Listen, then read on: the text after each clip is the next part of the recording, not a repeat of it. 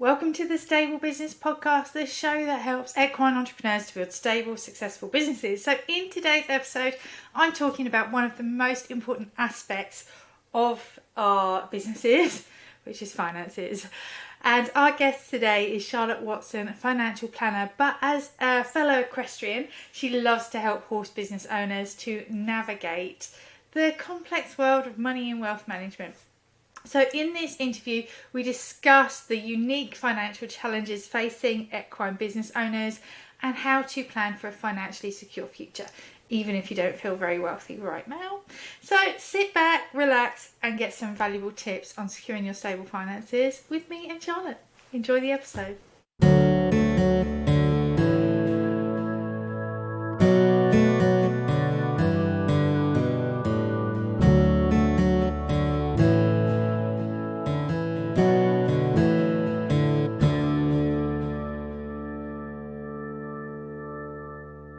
So I'm here with Charlotte, our financial planning, and we are here to talk today to you all a little bit about money and what is a financial planner and what they do and things that Charlotte might be able to just help you with. Charlotte specialises in financial education, which, to be fair, most of us need on as we've grown up, definitely. So Charlotte, welcome to the show. Thank you. So first of all, tell us a little bit more about you and what you do. Like, what is a financial planner? So financial planner, financial advisor, wealth manager is all the same job title for people like me in the industry. And what we do is we help people in various areas. So this might be things like pension planning, it could be investment planning, it might be things like different insurances you might need, like life cover or income protection. With the way that I help my client, I look at everything very holistically. So we're very much looking at a lifelong plan to age 100, where we can actually start to not just build in pension pots alike, how they're growing, but also build in the goals that you want to do, the places you want to go, the things you want. Quite commonly with my horsey clients, it's called foxes, Devico, dressage saddles, and things like that. We want to work toward.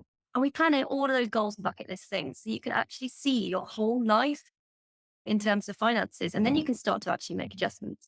Yeah, and because when you've got that vision and you know what you want for your life, it's not just you can actually then move forward towards it because you can create that goal. You can start to think it's possible for you, especially around money. It's really hard to sometimes believe that we could have those, especially.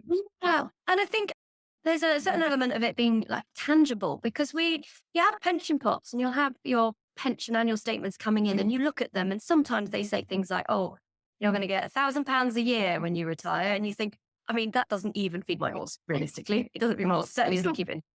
So how am I going to live on that? And actually, that's one of the things that I help people understand. Your pension statements, when they come through, are based on you buying an annuity when you retire. And most people don't actually even do that anymore with their pension pot. They tend to keep them invested and do something called flexi access drawdown, where they'll pull money out of it, but the rest of it continues growing.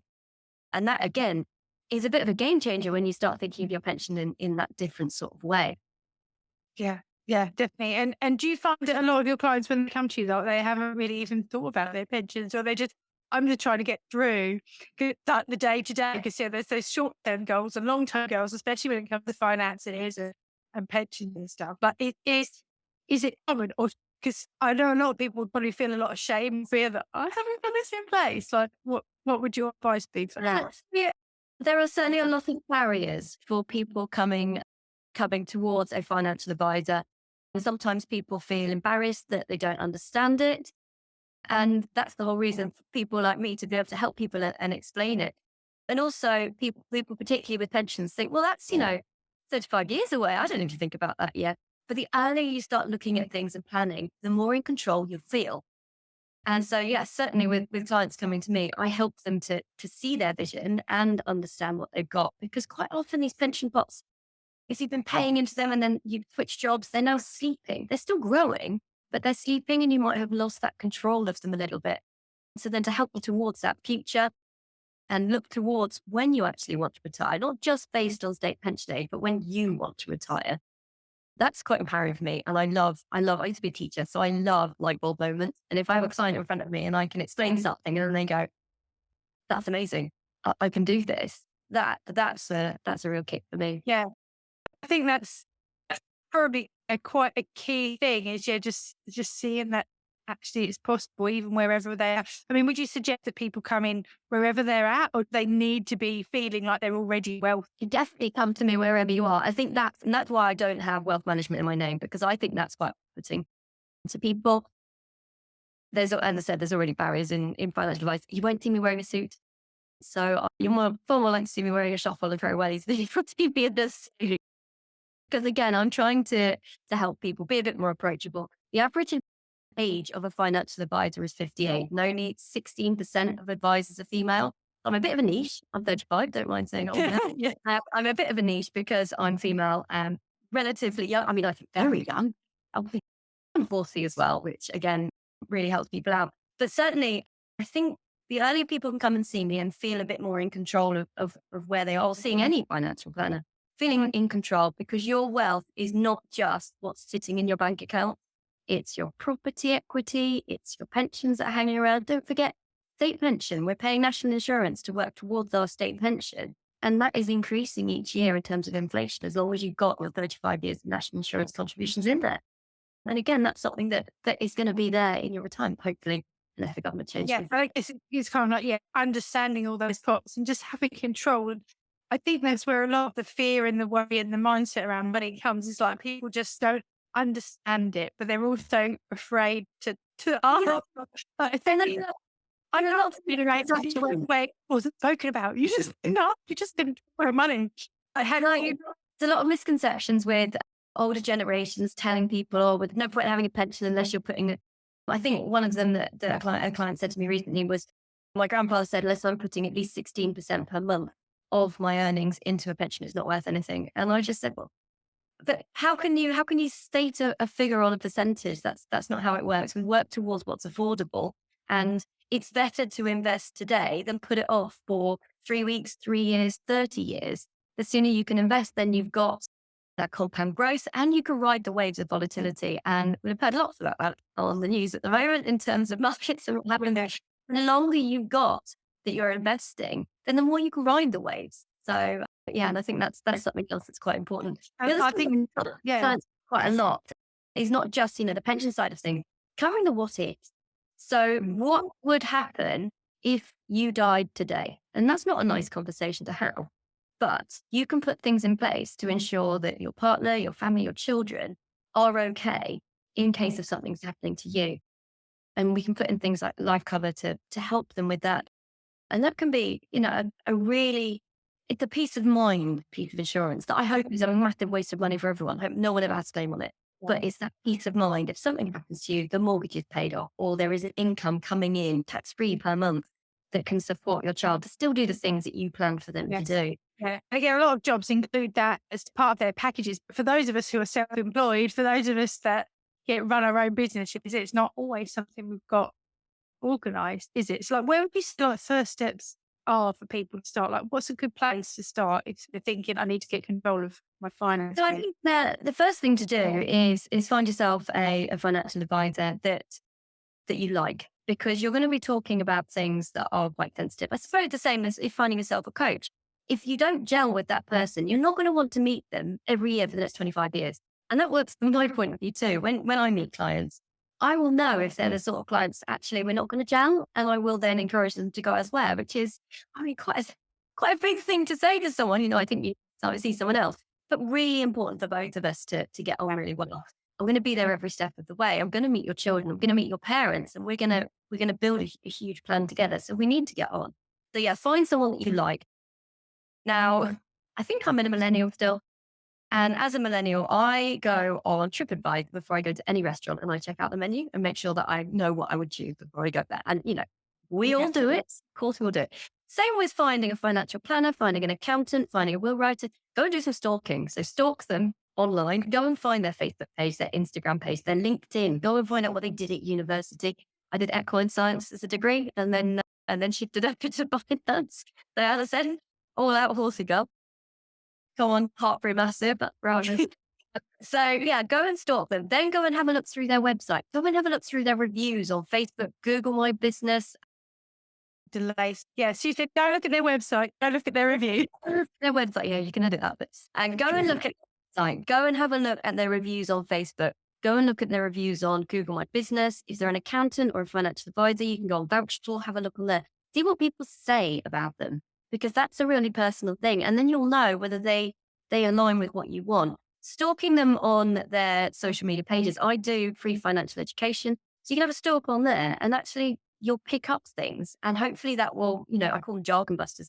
It just helps break down those barriers with people being worried about the words that are used in finance, in your pension statement, and on the HMRC website, which, let's be honest, that's a frightening one to Yeah, I must start up and say to people for years and years, even just doing my own self-assessment, I used to just fill me full of anxiety. And I was like, oh, and then when I finally got my first accountant, and I was like, oh, thank goodness, I could just, yeah, it was worth every penny just to not feel like that. And that's the trouble with money.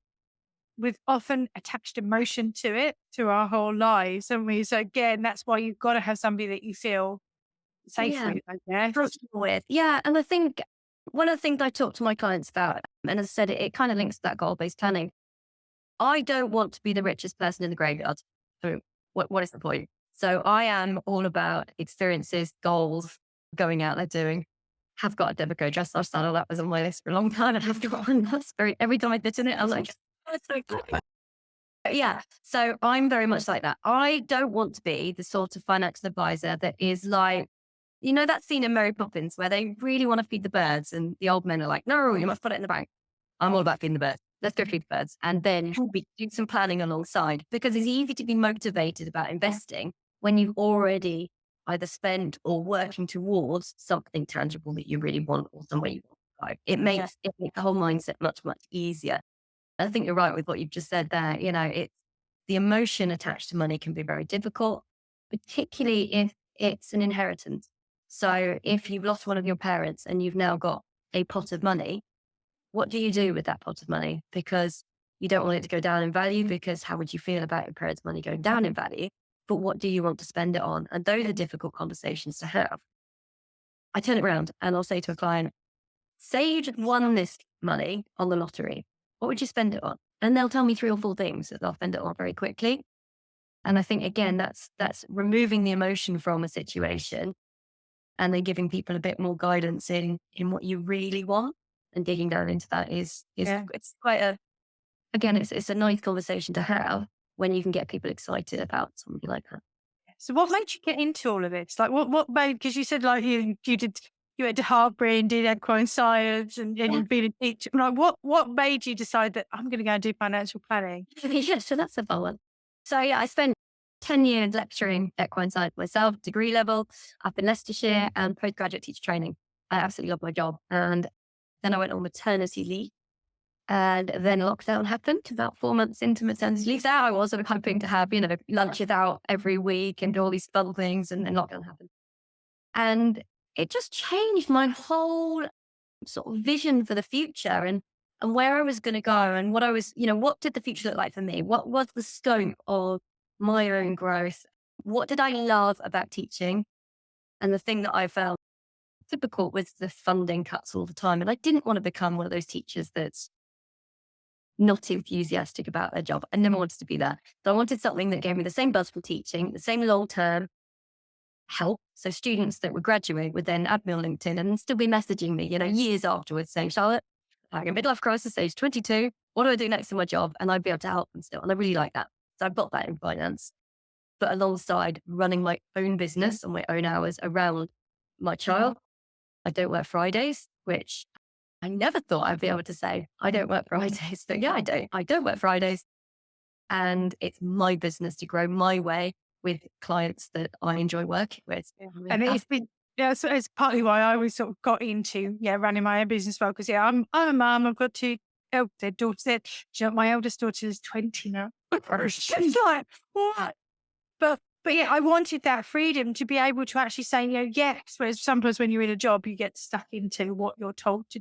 For prioritizing again your finances and getting that control is a liberating thing, I guess, almost like starting a business, because saying, right, okay, this is my money. Let me use it to live, but also to look for the longer term picture. Yeah. And I think it's removing that frightened factor that people have, that What people don't want is someone to say to them, "Well, you haven't got enough money." And that's never something that I want to say to clients. What I want to help them with is long-term planning. That's the whole point of my business, and any financial advisor. That's what we're looking for, to help people long term. Yeah. So I guess a lot of the people worry that if they came and spoke to you or they got some help, they'd like they worry about the cost and the implication of even just having it. So what would you say about that? So yeah, so every financial advisor will run a slightly different system. How it works for my business, as an example, is I don't charge clients for. We do like an initial sort of a coffee chat. This tends to be on the phone or on Teams. So I don't charge for that. And then the next meeting we have is a financial MOT, where we look at everything very holistically and look at those dreams, the goals. We look at the pension pots, the income coming in, things that might be happening in the future. And then I go off and I analyze everything, and then I come back with solutions. Now, normally clients will come to me with a reason to come to me. So it might be they need life cover. It might be that they've got all of these sleeping pensions and don't know what the future might look like, whatever it is. I then go off and analyze and then come back with a solution. So for example, if it was life cover, I'd come back with some figures, we go through underwriting, and the client doesn't pay me. The remuneration comes from the insurer for that one. If it's something like an investment, then it's an initial advice charge. And again, this comes out of the investment upfront. For something like an ISA, with a pension, it works slightly differently, but everything comes with a bespoke, personalized illustration to the client. So they will know before they say, yes, go, exactly how much it's going to cost. So it might be that I have a client that comes to me, we look through everything, some we make some of the plans with the cash flow forecast, but actually we don't put in life cover and we don't do anything with the pension, in which case we're just looking at everything, but not doing anything, in which case there's nothing to pay. And that's how I grow my business, because hopefully those people will go away and tell 3 other people that they met a financial advisor that helps them understand a bit more, and then more people will come to me. Yeah, and I think that is just being in a position where you're empowered to actually look at your money, to even not, because again, even just looking at money is a struggle for some people, isn't it? And actually go, no, this is great. So like, even if they feel actually they don't have all this stuff in place, is it good to still get some advice and some support so that you can, but start where you're at? I think, and that's why I call it a financial MOT, because it's lifting the bonnet of your finances and looking through things. Quite commonly, I'll have a husband and wife in front of me, or via Zoom. Most of my meetings do tend to be via Zoom. If I'm honest, people tend to feel more comfortable talking through a screen about things that are very personalised to them. And that's great. I'm out here in Norfolk. It means I can see people all around the whole country. But that financial MOT means that we can just pick through things. And if I've got a husband and wife, sometimes one of them will say something and the other one will go, I didn't know that. Is that where you want to go? And that's on your wish list. Or I didn't know that you had those pension pots, or I didn't know that your business will pay you 4 times your salary as a death in service. I didn't know that. And so to be able to pull all of that together so that they both have knowledge of each other's financial situation is really, really useful. And again, it's peace of mind, isn't it? Knowing where things are and knowing that someone else has oversight of that as well. So if something did happen to either of them, in grief, we really struggle to make decisions or recall things. My clients can contact me in that situation and say, right, I know we talked about this. What do I do next? What are we covered for? I think straight, can you, in those moments? So no, that's really. And then having a friendly face that you've already seen however many times a year is really worthwhile. Yeah, and so that's awesome. So if somebody's thinking, right, okay, I'd love to get in touch with Charlotte. Like, where's best for them to even find you, or to find out, like, say, your education, the advice that you share? So I share financial education and lots of insights about me, my daughter, my dog, my child appears quite a lot as well on Instagram. I really like Instagram. I think it's such a nice, supportive place to be. And I think there's quite an interesting switch when I'm going through my business Instagram feed, and it's all other businesses and everyone's supporting each other. And then I look through my own. It's a very different feel on my feed. So I do spend quite a lot of time on Instagram. But so did TikTok. I mean, how does that make me sound? I have dabbled in TikTok, but my girls are just like, oh, mum. I haven't done any dances yet. I'm not doing any dances. It's bad enough the stuff that I share on YouTube and in the podcast. Yeah, so I have started TikTok. Just again, financial education on there. And so it's just, and I'll be honest, at the moment I'm reusing the videos that I've got on Instagram, and it's a very different audience. And again, I use Facebook quite a lot. LinkedIn, I used to stalking other people. I'm sure other people stalk me too. So yeah, those are the main ones that I use to connect with people. Yeah, and I must admit, I think we connected originally on Instagram as well, because I love Instagram. I know a lot of my clients aren't so keen on it, and I do a lot of Facebook as well. But I personally, I enjoy Instagram. I like the vibe of it, and I love to be able to share the things about it. That's where we first started to each other. And of course, we actually met in person recently at the Equine Business Show. How did that go for you? That was such a nice. It was my first trade stand running my own business. I'd done loads of trade stands with the college. And even done one at the NEC, I've done the UK further. So I used to work for Jules as well. So I'm used to a busy trade. Yeah. And it was just the nicest atmosphere. It was so clean and light and airy. They really looked after us. And I got to meet so many lovely people. Passing a few people, I'll be honest, did walk past my banner, read the word pensions. And I actually saw some people go, The trouble, isn't it? Money can create such a massive backward. And also, if you're watching this and you are getting any reactions emotionally about that, rather than use that to tell you, actually be curious about it. And that's what I would say. Be curious. Okay, why am I reacting like this? Because money is just a reason for us to be able to do better and to do good things in the world. And so it often shows that we've got some money mindset issues, which of course I can help with. Of course, so please don't, be aware of that. But how you do react to things. But so your stand looked amazing, and I must say, I did walk round and try to, because the second day I came round and I was trying to interview as many people as I could, but you were so busy. And I was like, can't bother you. Yeah, it was great. It was a great show. And I'd quite like to do it again next year. I shared a stand with Secret Chevalier, who does equine discounts for people. So it was quite a nice sort of to have the two of us on the stand. Gemma liked Prosecco just as much as I do. So we did open the Prosecco about 1 o'clock on Thursday afternoon.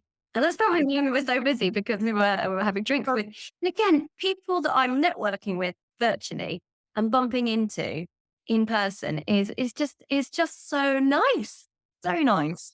Yeah, really supportive a bunch of people. And yeah, nice to meet face to face. So yeah, next year, I think it'll be nice to do it again. Hopefully I'll make it up there next year. I'm still toying as to whether I actually do some sort of thing business-wise, but we'll get and say it was lovely to meet so many members of my network as well, because been 5 years, I've been booking people online. So it's the first time I've actually managed to meet some people. So that was awesome. So if you were to leave everybody with like one key takeaway from like this little chat that we've had, like, what do you think is the one thing that people need to remember? That helps out. Google is terrifying, but there are people with actual voices that can help you understand things in terms of that jargon. So don't be afraid to slide into someone's DMs and just say, come just pick your brain. Because we're all human. I slid into your DMs, didn't I? I was like, oh, why not other people? Because people are so willing to help other people out. That's human nature. So why wouldn't you ask for help? And even if it's something, I have people popping into my DMs just asking me questions about things that they're just not sure about. Just ask someone. Someone will help you. Don't be afraid. You don't know what you don't know. And if you don't ask for help, you'll never know. And you can't always fix the problem with the brain and the mindset that created it. So the only way to shift it is to perhaps find another perspective or get that help. So definitely head over to Instagram or to TikTok, or will we find you dancing on there as well? No dancing. I really wanted in lockdown. I really wanted to do, that cowboy boogie song. I lost the whole day of lockdown trying to learn how to do that. I couldn't do it. Shona from my job, I saw her on Saturday night doing that. She can do that. Shona's amazing. There's a few that I have danced, but in all honesty, dancing is not my forte. I'm much better rather than TikTok dance. Oh, it's been absolutely amazing to chat with you today, Charlotte. And so, any business, please do head over and find Charlotte Watson Financial Planning. Wherever you hang out, sure you can find Charlotte somewhere and get that help. Just stay struggling with your finances. The help is there. And thank you for joining me. You're welcome. See you soon.